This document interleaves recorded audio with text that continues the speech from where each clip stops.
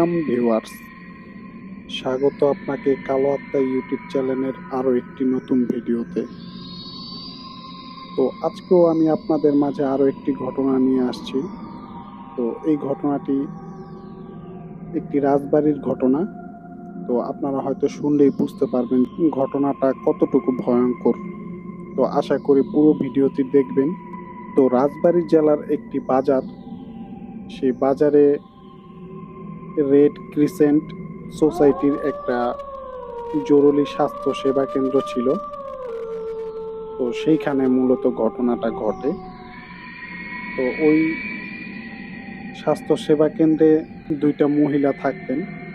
তারা সবসময় রোগী দেখাশোনা করতেন, আর সপ্তাহে 2 দিন ডাক্তার আসতো। সেখানে মোটামুটি গ্রামের অনেক মানুষই চিকিৎসা নিত বিনামূল্যে।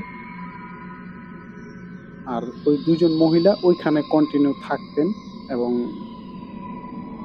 রোগীদের দেখাশোনা করতেন। তো মূলত ঘটনাটা যার সাথে ঘটে তার নাম ছিল শাওন। তো শাওনদের বাড়ি ওই বাজারের পাশেই।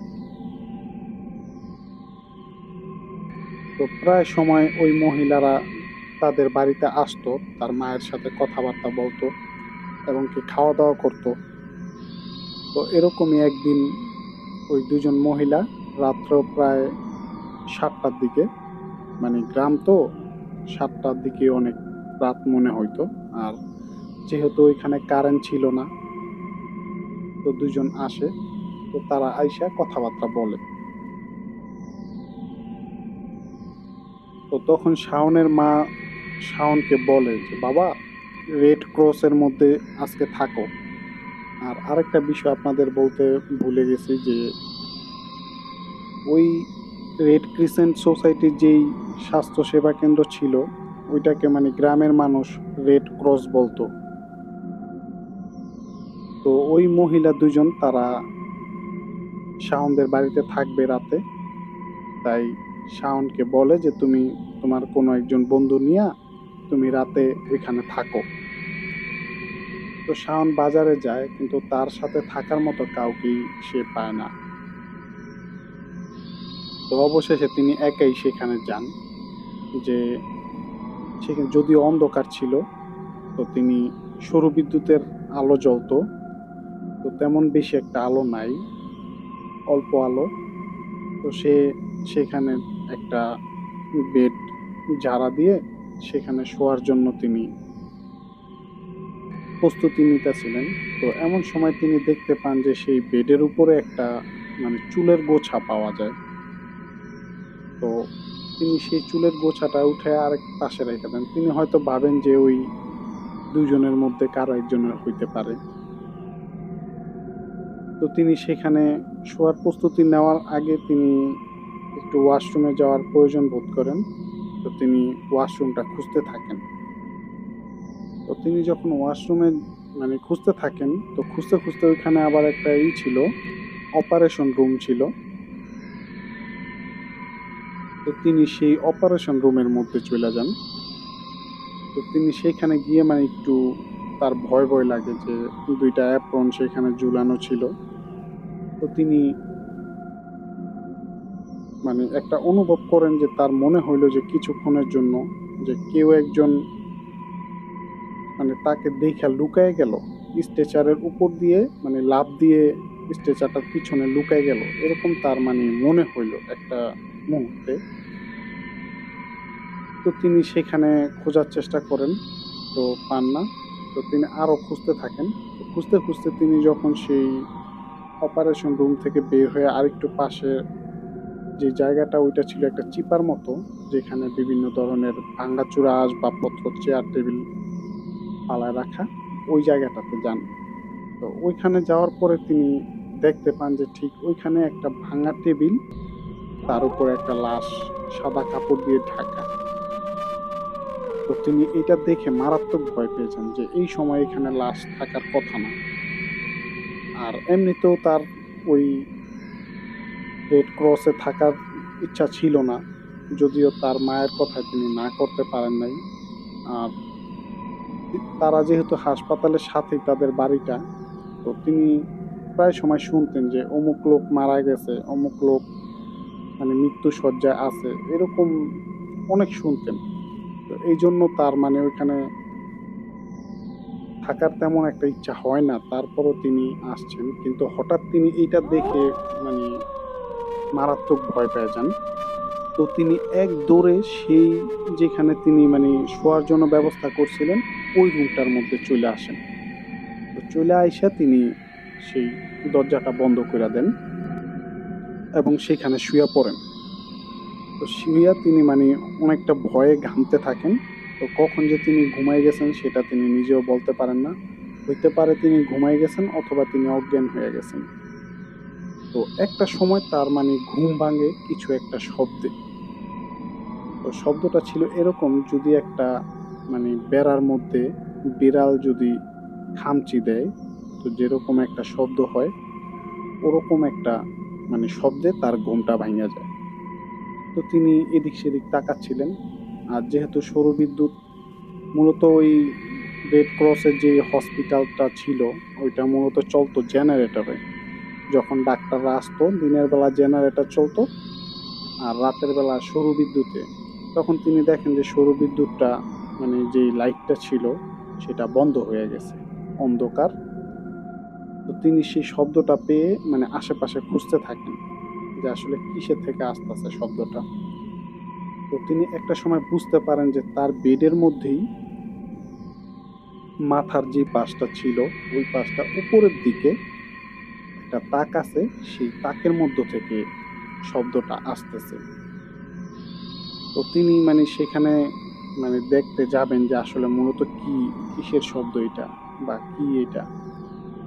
ঠিক তখনই তার দরজার মধ্যে অনেক মানে ধুমধাম শব্দ আসে, যে আসলে তার মায়ের কণ্ঠ তাকে ডাকতেছে শাওন শাওন বলে চিৎকার করে। তো তখন তিনি উঠে সেই দরজাটা খুলতে যান, দরজাটা খোলেন। তখন দেখেন যে তার মা, অনেক রাত, সে আসছে। তার মা এক লাফে ঘরের মধ্যে ঢুকে তাকে জড়ায় ধরেন এবং জিজ্ঞেস করেন যে সবকিছু ঠিকঠাক আছে কিনা। এবং পাশে দেখেন সেই মহিলা দুজন দাঁড়ায় আছে এবং তারা বলে যে আপনাদেরকে আগায় দিয়ে আসতে হবে। তখন শাওনের মা আর কোনো কথা বলেন না সেখানে, তিনি শাওনকে নিয়ে সরাসরি বাসায় আসেন। তো আসার সময় বাজারের মধ্যে অনেকগুলা কুকুর মানে তাদের দেখে মানে ভয়ঙ্কর ভাবে কাতরাচ্ছিল, মানে শব্দ করতেছিল, মনে হইতাছিল যে মানে কিছু একটা দেখে তারা ভয় পেয়ে গেছে, এরকম একটা বোঝা যাচ্ছিল। তখন শাওন জিজ্ঞেস করে তার মাকে যে মা আসলে কি হয়েছে। তখন তার মা তাকে ইশারায় বলে যে কোনো কথা বলতে না। তখন তিনি এটা বুঝতে পেরে চুপ হয়ে যান এবং বাসায় আসেন। সেই রাতে শাওনকে গোসল করিয়ে তারপরে ঘুমায় এবং সকালে শাওনকে বলে যে শাওন যখন ওইখানে থাকার জন্য যায় রাতে, আর তারা যখন রাতে খাওয়া দাওয়া শেষ করে যখন ঘুমাইতে যান, তো শুয়ে শুয়ে কথা বলতেছিলেন। ঠিক তখনই মানে ওই দুজন মহিলার মধ্য থেকে একজন বলে যে আসলে হসপিটালে নাকি একজন ছিল আর আরেকজন ছুটিতে ছিল। তখন সে নাকি একা যখন শুইতে যায় যে তিনি তিনি নাকি তখন একটা মানে তার সেই বেডের উপরে একটা চুলের গোছা পান এবং তিনি সেটা সরায় রেখে শুয়ে পড়েন। তো মাঝরাতে নাকি তার সেই বিড়াল যেমন খামচি দিলে যেরকম শব্দ শাওনের সময় হয়েছিল, ঠিক একই রকম শব্দ সে তার তার ঘুমটা ভেঙে যায়। তখন তিনি ঘুম থেকে উঠে এদিক সেদিক খুঁজতে থাকেন যে কোথা থেকে শব্দ আসতেছে। তো অবশেষে তিনি খেয়াল করেন যে আসলে সেই মাথার উপরে তাকের উপর থেকে। তো তিনি সেখানে যখন তাকান আর লাইটটা যখন জ্বালান, তখন তিনি দেখতে পান যে সেই তাকের উপর থেকে দুইটা পা ঝুলে আছে। তো অবশেষে তিনি মানে এটা দেখে মানে ভয় পেয়ে সেখান থেকে একটু বের হয়ে যান। বের হয়ে তিনি অপারেশন রুমের দিকে যান।